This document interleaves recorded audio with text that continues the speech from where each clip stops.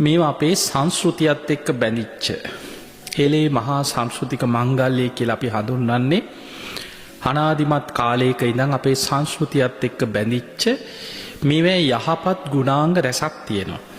ඒ යහපත් ගුණාංග අපි ආරක්ෂා කරමින් ඒ අනාගත පරපුර වෙනුවෙන් රැකදීම ආරක්ෂා කර දීම වර්තමාන ජීවත් වෙන අපි කාගෙත් යුතුයකමක්. ඒ නිසා මේ තුල දැන් ඔබ බලන්න මේ තියෙන මේ චාරිත්‍ර නැකත් වලට වේවා මේ අනුගමනය කරන කිසිම දෙයක් තුල ඔබ බලන්න කාට හරි විපතක් රට ගිනි තියෙන දෙයක් ගමේ මිනිස්සු අවුලන දෙයක් තමන්ටත් අන් අයටත් හානි වන දෙයක් අකුසලයක් පංච දුෂ්චරිතයට වැටෙන දෙයක් මේ කිසිම චාරිත්‍රයක හෝ මේ කටයුත්තක ඇත්තේ නැහැ. එතකොට මේ සියල්ල යහපත් අරමුණින් මේ හැම දෙයක් තුලම කෙලවරේ සමගිය ගමේ සතුට ඊළඟට නෑදෑ හිත මිත්‍රාදීන් අතර ඇතිවනේ සමගි සතුට ඊළඟ පැරණි අමනාපකම් තරහ ප්‍රශ්න තිබුණා නම් කාලයක් එක්ක මිනිස්සුන්ගේ ජීවිතවල ඔබ දන්නවා ඉදිනදා ජීවිතවල මොන තරම් ජීවත් වීමේ අරගලයක් එක්ක මිනිස්සු යෙදෙනකොට ප්‍රශ්න ඇති වෙනවා.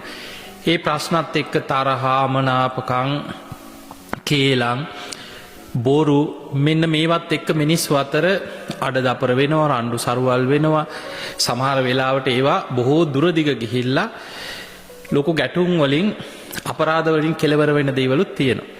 එතකොට මේ අතර සමහර වෙලාවට මූණට මුණ ගැහුණත් අහක බලාගෙන යන සමහරලාට මූණට දැක්කට පස්සේ එක්ක බැනලා රණ්ඩු වෙන එහෙම කෙනෙක් අවුරුද්ද වගේ දවසකදී බොහෝ වෙලාවට උපරිම උත්සාහයක් ගන්නවා පරණ කෝන්තර තරහ මරහ මේවා අමතක කරලා අලුත් වෙන්න ජීවිතේ.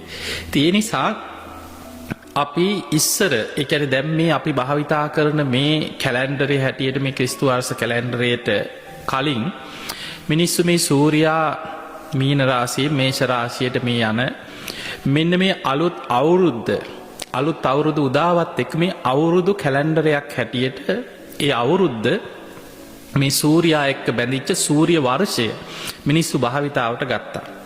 එතකොට අද ඒකත් අපෙන් ගිලිහිලා ගිහිල්ලා තියෙනවා.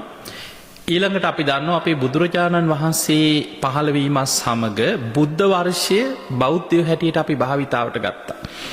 ඒ බුද්ධ වර්ෂය ආරම්භ වෙන්නේ බුදුහාමුදුරුවන්ගේ සම්බුද්ධත්වයෙන් නෙමෙයි. දැන් අපි උන්වහන්සේගේ ත්‍රි මංගල්‍ය ගැන කතා කරද්දී වැදගත්ම දේ තමයි සම්මා සම්බුද්ධත්වයට පත් වීම.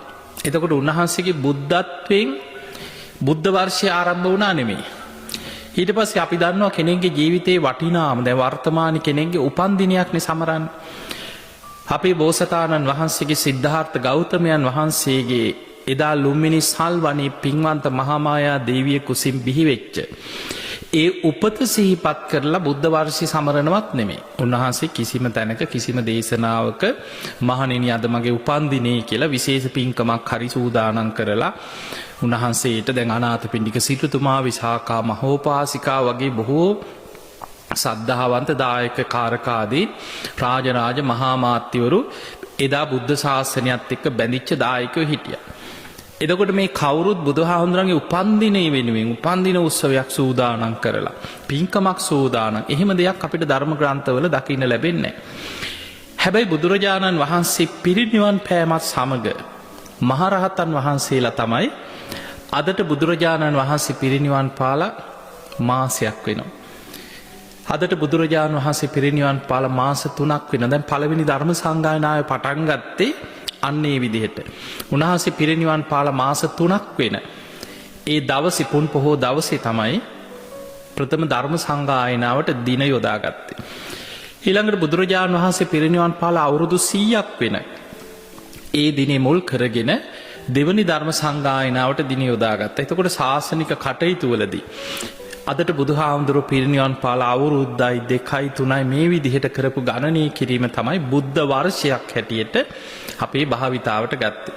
එතකොට අපේ රටේ අධිරාජ්‍යවාදීන්ගේ පාලනයට නතු වෙලා මේ ක්‍රිස්තු වර්ෂය කියන එක අපි භාවිතාවට මේ ලෝකයේ අද භාවිතා කරන මේ කැලෙන්ඩරයත් එක්ක අපේ මේ චර්යා රටාවන් මේ දින වකවානු අපේ ලෝකයේත් එක්ක ගනුදෙනු කරන්න මේ යොමු වෙන්න පෙර අපේ මිනිස්සු බුද්ධ වර්ෂය තමයි භාවිතාවට ගත්තේ.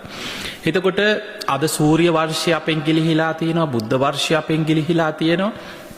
හැබැයි මේ තුල තියෙන මේ සූර්ය වර්ෂයත් එක්ක, මේ සූර්ය උදාවත් එක්ක, සූර්යා එක්ක බැඳිච්ච, දැන් සාමාන්‍ය ගත්තත් කෙනෙක් ජ්‍යොතිෂය ගැන කෙනෙකුට එක එක මත තියෙන්න පුළුවන්. හැබැයි අපි කවුරුත් දන්නවා මේ ලෝකයේ, මේ විශ්වයේ, මේ ග්‍රහවලල්ලේ ඊටාම බලවත්ම මේ මිනිස්යාගේ පැවැත්මට, සියලු සත්වයන්ගේ පැවැත්මට, මේ විශ්වයේ පැවැත්මට උපකාර කරන ප්‍රධානම දේ තමයි සූර්යයා. ඒ සූර්ය ශක්තියත් එක්ක තමයි අපි කාගේ ජීවිත මේ හැම දෙයක්ම බැඳිලා තියෙන්නේ. ඔබ හිතන්න සූර්යාලෝකේ නැත්නම් අපි මොනව කරන්නද? මේ ලෝකෙම අවසానයි. ගහකොළ වැවෙන්නේ, සතා සිව්පාව, පළතුරු, මේ හැම දෙයක්ම මිනිස්සු අගා කරන්නේ. එතකොට සූර්ය පැනල වලින් හරි මිනිස්සු අද මේ ආලෝකේ රාත්‍රී කාලයට ගන්න මේ හැම දෙයක්ම සූර්යා එක්ක බැඳිච්ච දේවල්. එතකොට දැන් බලන්න අපේ ධර්මයේ පවා බුදුහාමුදුරුවෝ පෙන්නනවා සූර්යාට වන්දනා කරන සූර්ය නමස්කාරයක් ගැන ධර්මයේ තියෙනවා. අපි කවුරුත් දන්නවා අපේ බෝසතාණන් වහන්සේ ක්‍රන්වන් පාට මොනරෙක් හැටියට ඉපදිච්ච එක්තරා ආත්මයක උන්වහන්සේ ඒ පෙර සංසාර ආත්මයක් සිහිපත් කරනවා අවුරුදු 700ක්. ඒ මොනරා කිසිම විපතක් කරදරයක් නැතුව ජීවත් වුණා කියන. එතකොට ඒකට හේතුව උදේ හවස මේ ගාථා දෙක බැගින් තමන්ගේ ආරක්ෂාවට භාවිතා කරා මේ බෝසත් මොනරා. එතකොට ඒක සඳහන් වෙනවා උදේ පාන්දර අරුණෝදයත් සමග ගාථා දෙකක් තියෙනවා.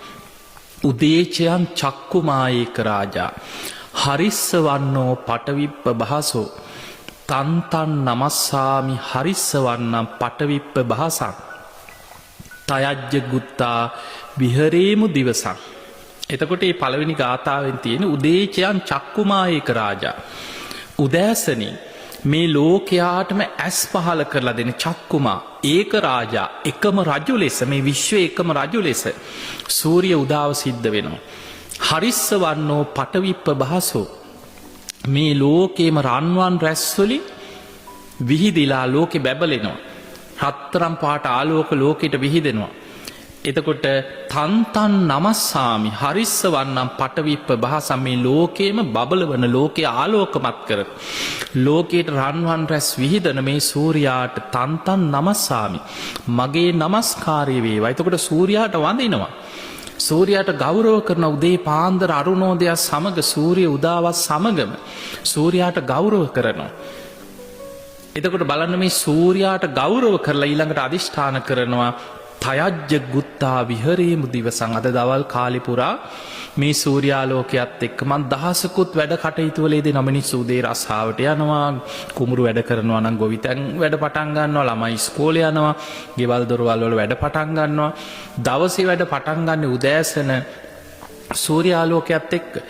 එතකොට මේ දවස පුරා මේ යන ගමන් බිමන් වල කරන වැඩ කටයුතු කිසිම දෙයකදී මට කරදරයක්, අනතුරක්, විපතක් නොවේවා. එතකොට උදේ පාන්දර සූර්යාට වන්දනා කරලා මිනිස්සු පුරුදු වුණා තමන්ගේ ජීවිතයට ආරක්ෂාවක් මේ සූර්යාට වැඳලා අධිෂ්ඨාන කරගන්න. මේක මෝර පිරිත සඳහන් වෙනවා. එතකොට ඒකත් එක්කම මේ විශ්වයේ පහළ වෙච්ච සියලු බුදුරජාණන් වහන්සේලා මුල් කරගෙන යේ බ්‍රාහ්මනා වේද ගුහු සබ්බ ධම්මේ තේමේ නමෝ තේචමං පාලයන්තු නමත්තු බුද්ධානං නමත්තු බෝධියා නමෝ විමුක්තානං නමෝ විමුක්තියා කියලා ඊළඟ ගාථාවෙන් මේ විශ්වයේ පහළ වෙච්ච සියලුම බුදුරජාණන් වහන්සේලා සියල්ල අවබෝධ කරගත්ත ඒ සියලු බුදුරජාණන් වහන්සේලාට මාගේ නමස්කාරය වේවා. උන්වහන්සේලාගේ ඒ බුද්ධ ශක්තියෙන්, විශ්ව ශක්තියෙන්, උන්වහන්සේලාගේ ඒ ධර්ම ශක්තියෙන් මාව ආරක්ෂා වේවා. සියලු බුදුවරුන්ට මගේ නමස්කාරය වේවා. බුදු පසේ බුදු මහරහතුන්ට මගේ නමස්කාරය වේවා. ඒ නිවන් මගට මගේ නමස්කාරය වේවා. එතකොට මේ විදිහට උදේ පාන්දර සූර්යාට වන්දනා කරලා දවසේ වැඩ ආරම්භ කරන ක්‍රමවේදයක් අපේ බෞද්ධ සාහිත්‍ය, අපේ ඉගැන්වීමල මේකට ධර්මය හඳුන්වන්නේ බ්‍රහ්ම මන්ත්‍රය කියලා. එතකොට මේක ඊටාම බලවත් දෙයක් හැටියට අපේ මිනිස්සු ජීවිතයේ එදිනෙදා හැමදාම උදේ පාන්දර සූර්යාලෝකයත් එක්ක සූර්යාට වන්දනා කළ ආරක්ෂාවක් අධිෂ්ඨාන කරා.